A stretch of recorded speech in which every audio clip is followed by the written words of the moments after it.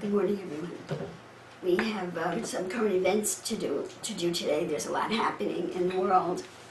The most important thing internationally right now is Turkey. What's happening in Turkey? I have emailed you three PDF exhibits on Turkey. I will just briefly review my understanding for you. And that is this: who is Turkey? First of all, who is Turkey to the United States?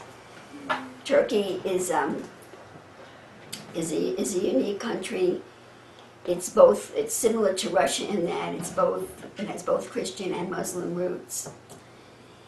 And recently we heard Putin make a statement to Turkey because there was a conflict between Russia and Turkey. We heard Putin say the main city in Turkey is Christian. Okay. Sorry, brethren, at the moment I cannot recall the name of it. I don't think it's Ankara, but it used to be Constantinople. Okay, when it was the main city of the Turkish Empire, it was Constantinople, and then it became Christian. So right now, what's happening is that Turkey, it looks like it's headed towards radical Muslim, to becoming radically Muslim. For years, Turkey was a secular Turkish state. Turkey is a member of NATO, and they're an ally of the United States. We have air bases there. Okay, we have warplanes leaving our bases in Turkey to attack points in Syria and Iraq. And in the recent past, Turkey went from a secular Muslim state to a semi-radical Muslim state. I don't believe it's as radical as Saudi Arabia, but it's definitely radicalized. So we're talking about the battle for Turkey. Now this president, I believe his office is President Erdogan. His name is Erdogan, if I'm pronouncing it correctly. When he came to office, he was elected by the popular vote. And when he came to office, he arrested all of the generals that had different political views. And he had promised the people that he would not do that. As soon as he got a hold of the power, just like Hitler, as soon as he got a hold of the power, he put in jail anyone that would oppose him. See, now, a lot of people are worried that Trump is going to do the same thing. Personally, I don't think that's about to happen, but I can understand that people are worried about it. But the truth of the matter is that our government has already been taken over. There already has been a coup. It's been a communist takeover in our nation. And they're moving, the powers that did that are using witchcraft so that they've completely blinded the people, large percentage of the people, as to what has happened. Most people don't even know what happened. But we've had a communist takeover in this country.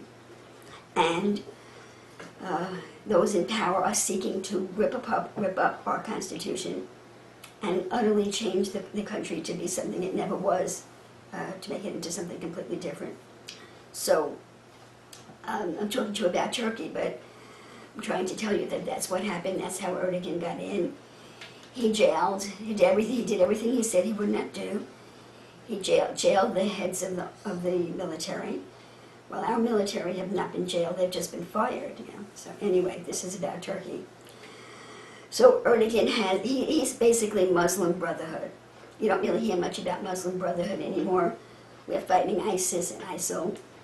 Muslim Brotherhood is just a hair more, I don't even know that you can use the word secular, a hair more or less radical than ISIL or ISIS.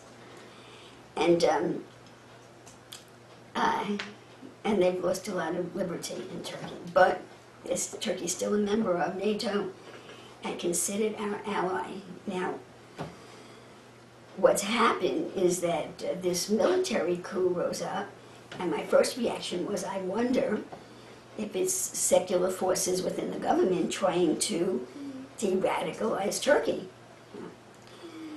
But something really, I find really interesting happened. I couldn't find anything in the news about the military, the spokespeople for the military coup stating what their reason for the coup was. I couldn't find it initially. But Erdogan, who controls all of the media, see, that's one sign of tyranny, that the government controls the media like it does in this country, except that we have alternative media still, thank God. So Erdogan controls all of the media, and he broadcasted calling upon the citizenry to rise up and overthrow the coup. So I was really surprised to see pictures, and just for your information, brethren, I know I'm all over the place, but I usually am all over the place. With regard to this recent Orlando attack in America, I just swallowed it hook, line, and sinker, but there are people all over the internet saying that it was a false flag and the whole thing was phony, that there was not one picture, this is the gay bar in Orlando, that there was not one picture of the devastation, not one picture of an ambulance coming, not one picture. So I learned my lesson, and I'm looking for pictures. If I don't see pictures, I'm questioning what the news has to say to me. Because all news media are complete propagandists, as far as I'm concerned, in my opinion. So there are a lot of pictures about this military coup, quite a few pictures all over the internet. And I was shocked to see all this citizenry, all of the men of the citizenry come out, and they were facing down the military. One man, there was a picture of one man lying down in front of a tank. He was going to let the tank roll him over if the guy was that, if the one who was running the tank would have, controlling the tank would have been that unscrupulous. He was willing to die. And I was just so surprised because, to me, and I'm not saying that I promote or justify violence. I never promote or justify violence. But it's such a gray area when you're talking about liberty and freedom. If the government is tyrannical and forces that want to liberate the country rise up to overthrow the government, ideally you do it in a bloodless way. But if some country somewhere feels that the only way they can be liberated is by a violent revolution, I mean, we had a violent revolution. We had a violent civil war. It should be an absolutely last resort. But if some country somewhere decides that's their only resort, who am I to sit back and say, and I don't even know all the facts, that it was a wrong thing to do. So I'm just watching and looking and thinking. And I thought that it was a secular coup to return to secularism, which made me shocked to find out that the Turkish men came out on the street and they opposed the coup. So I wonder, and I haven't been able to find any information about this, whether or not the people understood what the coup was about. Are the people of Turkey really preferring a radical Muslim state? If they are, then they should be able to have their own government. It's only when people are oppressed and their will is oppressed that I don't justify it, but I can understand a violent overthrow of the government if that's the only way. But all of these men, they came out, they were literally a citizens' army that came out and defeated this coup. I was just shocked to see it. So I haven't heard from God on it, and I haven't done anything in the paper about it, about what? About whether or not the citizens of Turkey understood who they were fighting for. I don't know. But that's what happened. The coup failed. And a coup should fail if the people are not in agreement with it. But sometimes people in my control, that is what happened in Egypt. The Arab Spring started in Egypt, and all of the people were deceived by the Muslim Brotherhood. They had open elections. But the people were completely fed misinformation and manipulated and controlled, and they elected the Muslim Brotherhood. So somewhere down the line, maybe within a year or so, the head of the army rose up and violently overthrew the Muslim Brotherhood legally elected government, because they were radicalizing Egypt, they were jailing and torturing the opposite party, and everything that they were doing was not for the benefit of Egypt, but was for the benefit of a worldwide caliphate. See? And that's what we have going on in the world today, in more than one area, right? In this country, in the Western world, We have a new world order. We have members of our own Congress, of our own government, who are more globalists than they are nationalists. So the government that was in Egypt was more, not the New World Order, but the Muslim Caliphate, which is like a parallel to the New World Order, for the purposes of this conversation. Not for Egypt, or for the citizens of Egypt. And the army rose up and overthrew them and kicked them out and put them in jail. I think they executed them, actually. So, I don't know what happened in Turkey. I don't know whether the people were deceived, or they preferred the Muslim state. But the men were out in mass, resisting the coup. So now, who was behind this coup? Everybody needs a leader, you see. We've been in trouble in this country for years, but the problem is we haven't had a leader. The problem is that all of the leaders that have stood up have not been true leaders. They have not been leaders who were patriots. They were leaders who just wanted to get their finger in the pot and get some of the money. Everybody's making billions. All these people in power in America today are making billions of dollars. Do you know that there are people making billions of dollars building housing for these immigrants that are here illegally?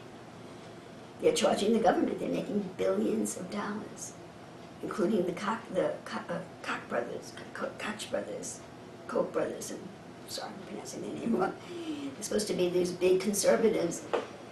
And Michael Savage said he did his research, and when you follow the trail back, because when these guys want to hide what they're doing, they open a corporation, and then the corporation opens a corporation, and the corporation opens a corporation, and the corporation opens a corporation. But if you have the skills, you can go back to the initial corporation, and it's the Koch brothers making conservative Republican Koch brothers making billions of dollars building buildings for these illegal immigrants, amongst others, of course.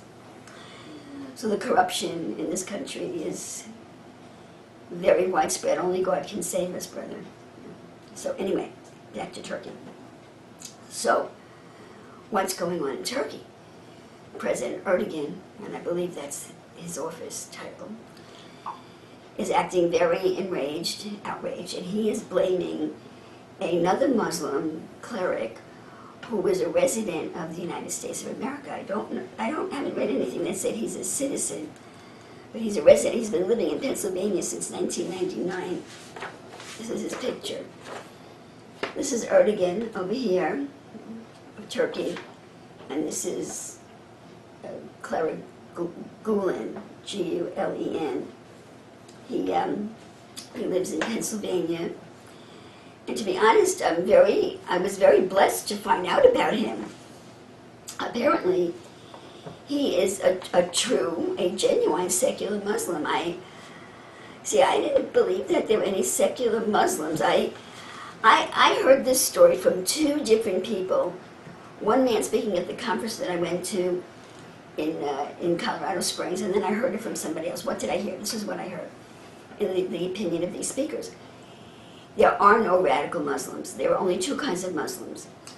Muslims that believe that Muhammad is, that Allah is coming, and or the Mahdi is coming, and the whole world is going to be converted to Islam in the future, and then the Muslims that believe it's going to happen now. So the Muslims that believe that it's happening now are radical, and they're killing people to bring it to pass. The so-called moderate Muslims, as soon as, this is the opinion of the speakers, as soon as they have any reason to believe that the caliphate really is coming together, they too, and that it's now, they too will be radicalized. So I heard it from two different sources, and I was inclined to believe it. In case you don't know what the caliphate is, okay, the caliphate is a worldwide Muslim state. It just never ceases to amaze me. All of these guys, as far as I know, it was never a woman. All of these men out there that are so crazy for power, it just blows me away. It's even beyond money. They're not even happy to be trillionaires. They want to be emperor of the world. They want to rule over people, and it's beyond money. What is wrong with Soros? What is wrong with Soros? It's beyond money. It's just a lust for power, which is satanic. So there was a caliphate which came to an end and was destroyed in World War I, and was ruled by a sultan. And they say sultan, but the word is sultan. It was ruled by a sultan, and it was worldwide Islam, with the center of it in Turkey. So there are those suggesting that Erdogan wants to become the sultan, that he's not happy with a Muslim state, which is much more radical than it was before he took office, but is still on the side of the West. Okay? He's not in line, as radically in line with Saudi Arabia, for example. Although I believe they're Sunni. I believe they're Sunni in Turkey, and Iran is Shia. You know, there's two kinds of Muslims that hate each other and are fighting against each other. So, so some are saying that, and this is all scuttlebutt, I'm just giving you what I hear, that Erdogan, it might have been a false flag, that he might have done it himself as a reason to grab power, if in fact he wants to radicalize Turkey even more and make it into a radicalized Muslim state. See, ISIS and ISIL are much more radical than Muslim Brotherhood. He's like along the level of the Muslim Brotherhood. If in fact he wants his dreams of making himself sultan. Yeah, that's what I started to tell you. Turkey was the seat of the caliphate, which was destroyed in World War I. Okay, so now the president of Turkey has dreams of being the sultan of the caliphate. Okay, Saddam Hussein, okay, who was the leader of Iraq, he had dreams of being the head of the revised Medo-Persia or Babylonian Empire. They were all power-hungry, crazy people. Like Genghis Khan, they all want to conquer the world and have all this power.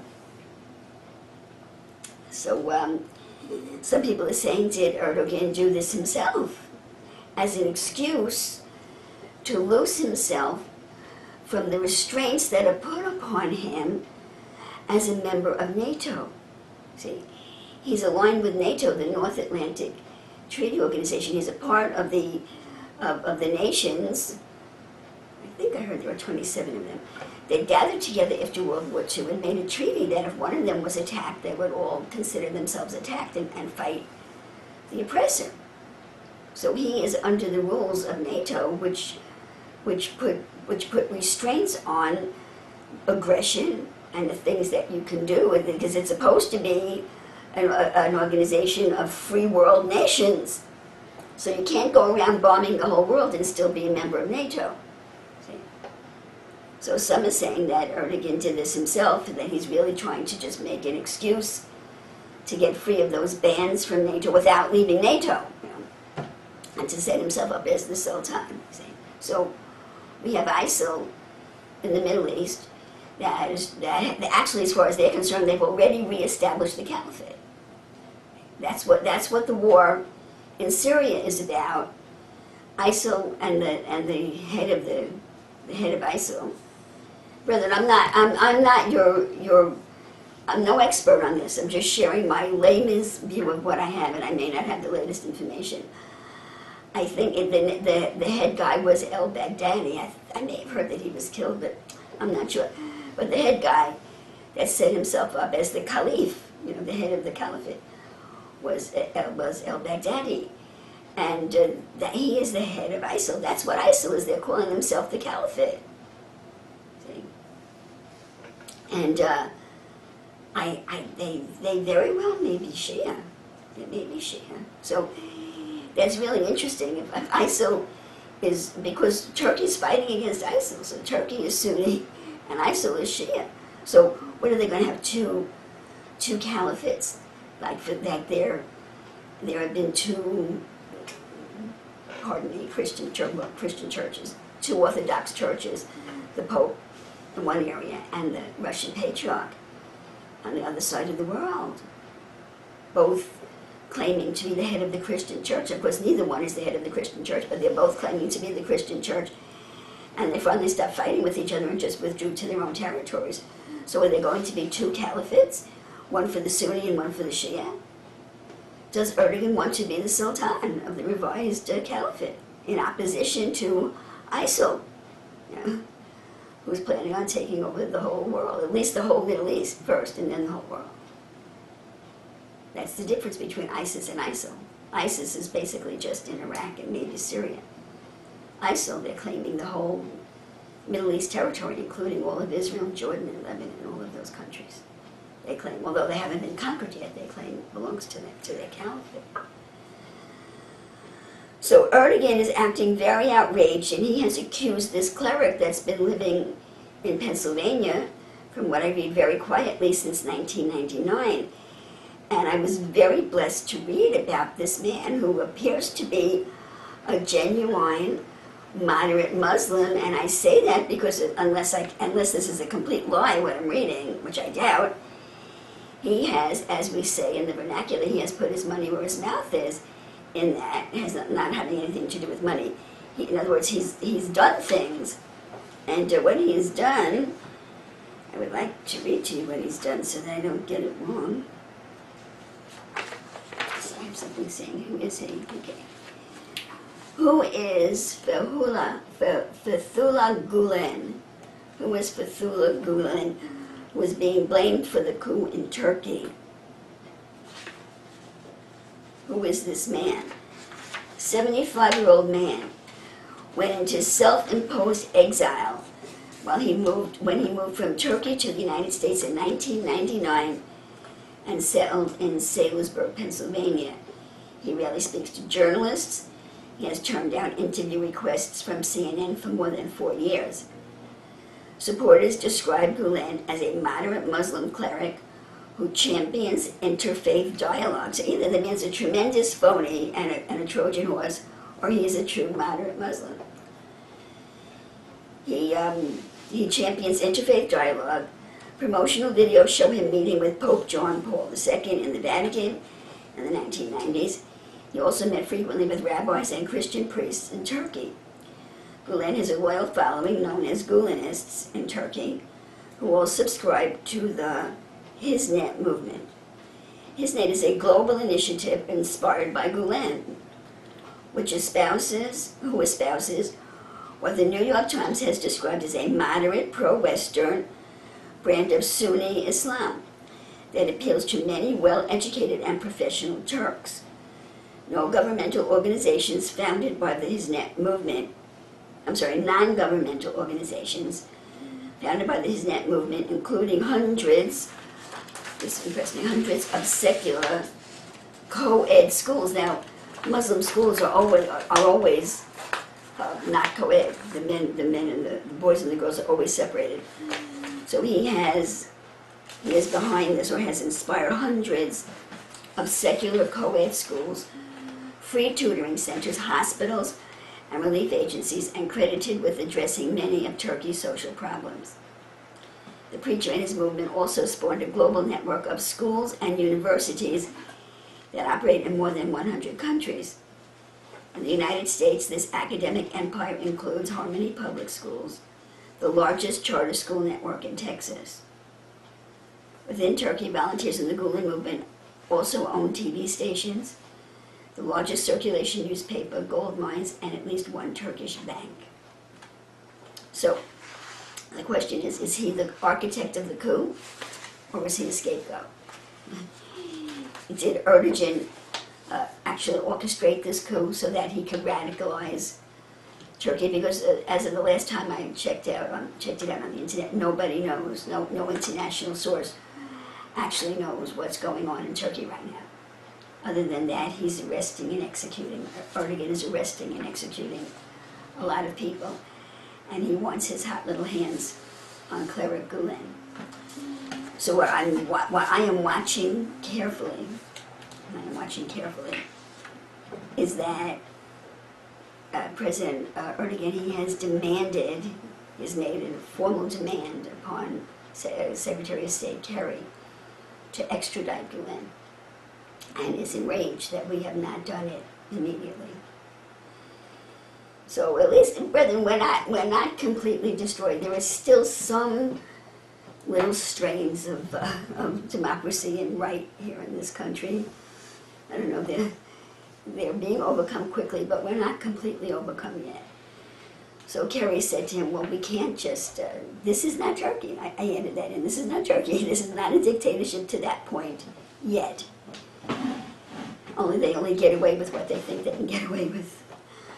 We cannot just extradite this man. We have to investigate. He has to commit a crime. He's been living here peacefully since 1999. We cannot extradite him unless we have proof that he committed a crime. So we have to do an investigation. Now, I'm watching this very carefully because I don't trust the Obama government. Okay. First of all, if they extradite him and there's no proof, there could be serious uprisings in the country. He's a prominent man. I don't even fully understand, I probably don't even partially or fractionally understand what the consequences could be of extraditing this man without actual proof that he was behind this coup. On the other hand, Erdogan is a dictator. If he wants to shut down, and I think well, everything's shut down. There's martial law in Turkey. So our air bases are shut down. Our fighter jets in Turkey are shut down. They cannot fly from there, as of the last time that I looked on the internet. So we've got a big problem. What if Erdogan says, well, I'm just going to appropriate your planes. I'm shutting down the airbase. I don't care if you kick me out of NATO. I'm the new Sultan of the Sunni-based caliphate. And too bad on you. Either you give this man back or I'm finished with you. Do we really have the moral stamina to not turn over an innocent man? I don't think so. But of course, I don't have all the facts. I just have a few facts that I gleaned from the internet. So what am I telling you? Try to think in fundamental terms, since even if I completely had digested everything that I read, which I have not done, I have not even read everything that I'm giving you fully. Try to look at this through a generic lens. What do I mean? Aside from the facts generically, what will Obama do if Erdogan finds the leverage to put on him that would really alarm Obama? Will he turn over an innocent man? Will he violate the law to turn over an innocent man? Because he violates the law all the time. You know? That's the generic route. Okay, Obama has a problem. Okay, we really need the cooperation of Turkey. And I don't know what kind of leverage Gulen has. I honestly don't know what the potential consequences would be of turning over an innocent man, not only from the followers of Gulen, but of Brethren, we're still functioning. There are still strains of democracy functioning in this country.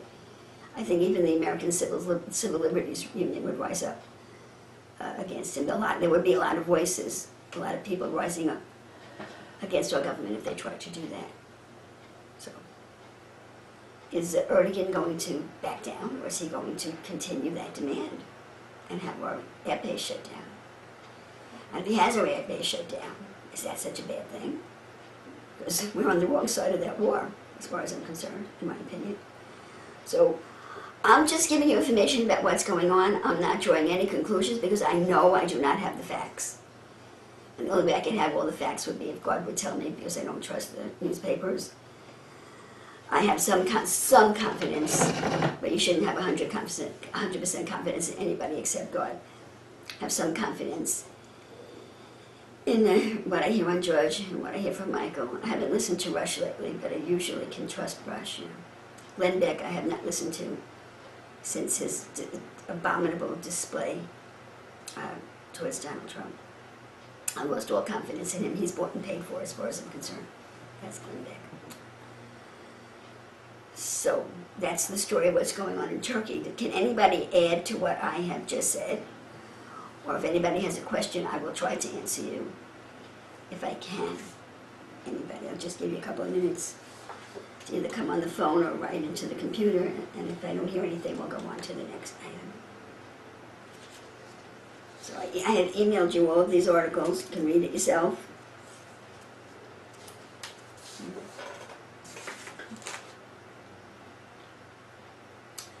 One of, I think it was a soldier, was beheaded. Sheila? Yeah, hi Jesse. Hi. Yeah, it's interesting just the different aspects of what could be going on here, and that was one of my thoughts this morning. Was this a cover-up to radicalize Turkey? Yeah. Kind of a fake coup, and there's definitely reports out there about that. There's a picture on the front of Drudge this morning that had a room full of soldiers that were stripped of their uniforms. Many were naked. This particular picture shows them in their underwear, and they're all laying next to each other and very tight in a room with soldiers around, or police or whatever around. And Erdogan is going to humiliate him, what he's doing right now. So it is interesting just to hear the different reports that are out there and what's happening. And it's just interesting just to see how everything was unfolded. But I thought I would just share that as well, about what he's doing to these soldiers. And the other thing is, I'm very surprised that these soldiers are allowing this. I don't know what to think of it. How come they didn't fight back? Here they try to take over this coup, and there's hardly any shooting, there's hardly anything that happens. No, a lot of people died. A lot of people died. I heard over 1,000 people died, or 1,000 people were hurt. And well, I think, Jesse, I think basically the problem was that they didn't want to fight with the citizens. It was a citizen army. Yeah. I think that was what the issue was. My leg is cramping up again. Okay. Yeah, they didn't want to kill the citizens. But I think all the deaths now is Erdogan killing people, if I'm not mistaken. Yeah, but they didn't want to hurt the people. And I think they were shocked that the people turned on them. And one soldier was beheaded. So like I said, I could not find any information about the heads, the leaders of the coup advising the people what it was all about. And all that they heard was Erdogan calling them to go to the streets to save Turkey. So anyway, are you through, Jesse? Or am I taking this away from you? Are you through, Jess? Yeah, I guess you don't know the act. Yeah, that's all I wanted to say. Yeah, Erdogan is saying, see, it says here that he wants to restore the death penalty.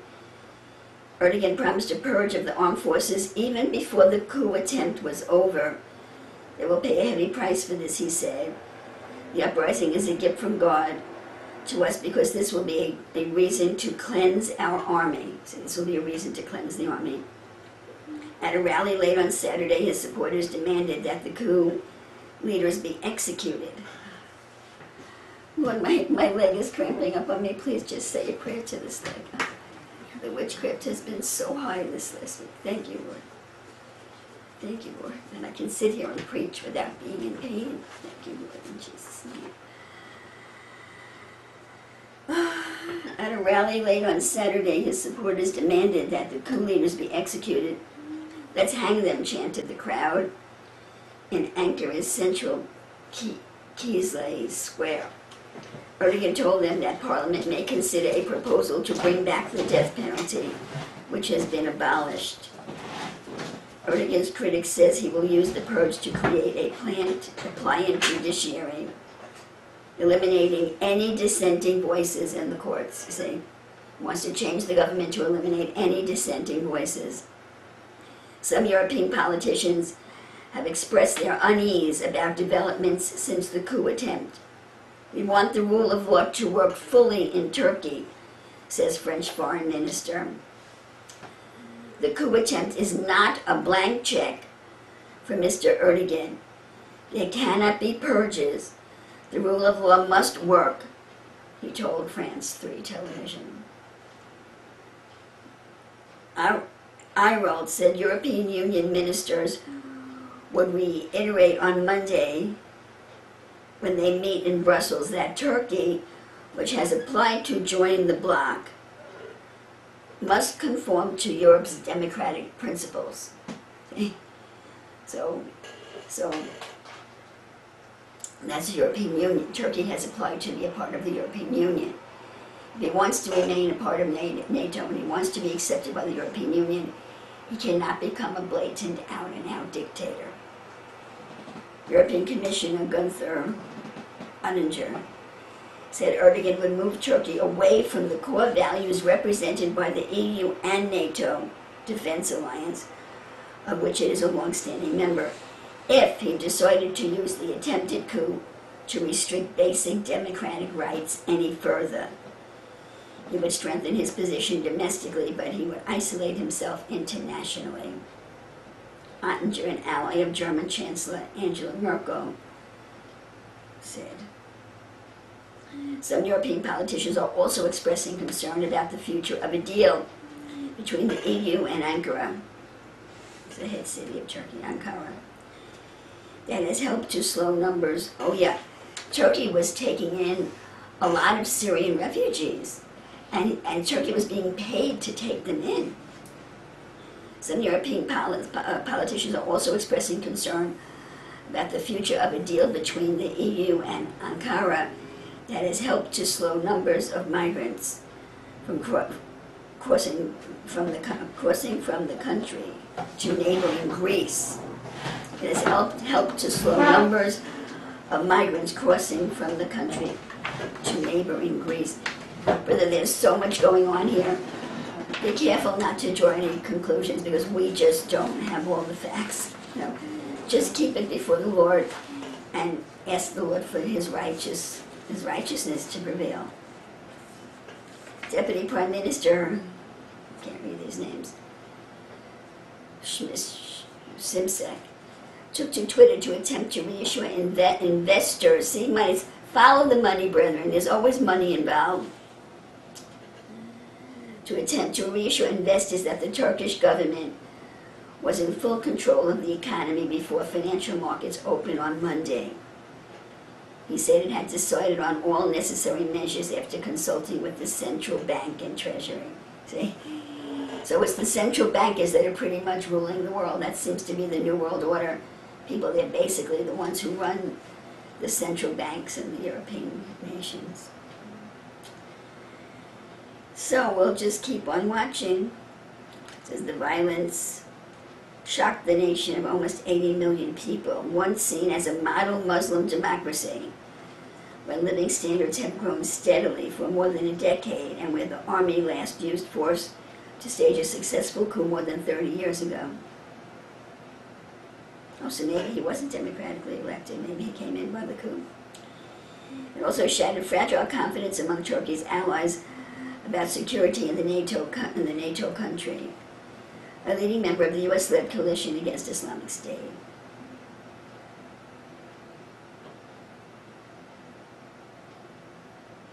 Turkey has already been hit by repeated suicide bombings over the past year and is struggling to contain an insurgency by Kurdish separatists.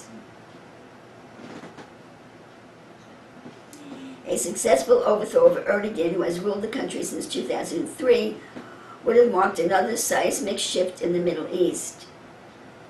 5 years after the Arab Springs erupted and plunged Turkey's southern neighbor Syria into civil war. But the failed attempt could still destabilize the U.S. ally, which lies between Europe and the chaos of Syria. Gulen said the attempted overthrow may have been staged to justify a crackdown. So Gulen is denying it and saying that Erdogan may have done it himself. So,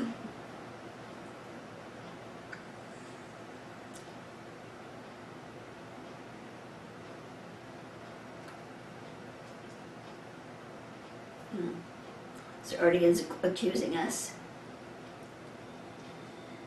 Okay, brethren. Anybody else have anything to say about this? We'll just say a prayer. Yep, I gave you 3 articles on this. If you want to read it yourself, it's in your email. Okay.